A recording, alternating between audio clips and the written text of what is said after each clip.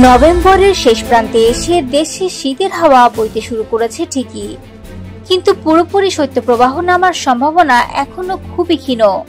আবহাওয়ার এই দোলাচল কখনো ঠান্ডা কখনো আবার বাড়তি উষ্ণতা নিয়ে জানালো Bangladesh weather observation team BWOT। সংস্থাটির মতে দেশের অনেক জায়গায় সকাল সন্ধ্যায় হালকা শীত অনুভূত হলেও বাস্তবে এখনো শৈত্যপ্রবাহের দেখা নেই, বরং বিভিন্ন অঞ্চলে তাপমাত্রা আবার খানিকটা বেড়েছে।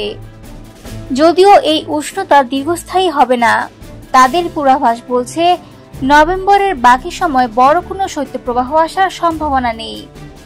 এরই মধ্যে দেশের অধিকাংশ জেলায় শীতের স্পর্শ মিললেও চট্টগ্রাম বিভাগ যেন আলাদা এক উষ্ণতার গর্তে আটকে আছে। সেখানে দিনের তাপমাত্রা এখনো 30 থেকে 40 ডিগ্রি সেলসিয়াসের মধ্যে ঘোরাফেরা করছে।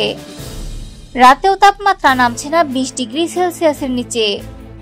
অন্যদিকে উত্তরের জেলা তেঁতুলিয়ায় তাপমাত্রা কমে পৌঁছাতে পারে 12 থেকে 14 ডিগ্রি সেলসিয়াসে, যা দেশের সবচেয়ে কম তাপমাত্রার অঞ্চল হিসেবে পরিচিত ওই এলাকাতে শীতের আগমনী বার্তা স্পষ্ট করছে।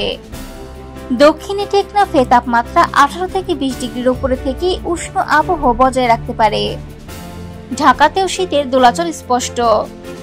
রাজধানীতে সর্বনিম্ন তাপমাত্রা থাকতে পারে 18 থেকে 20 ডিগ্রি সেলসিয়াসের মধ্যে, আর দিনের সর্বোচ্চ তাপমাত্রা ওঠানামা করতে পারে 28 থেকে 32 ডিগ্রি সেলসিয়াসে।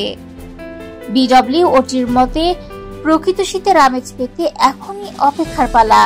শৈত্যপ্রবাহ না নামা পর্যন্ত দেশের আবহাওয়া চলতি অবস্থায় একটু শীত একটু গরম এই উভয়মুখী পরিবেশেই থাকবে।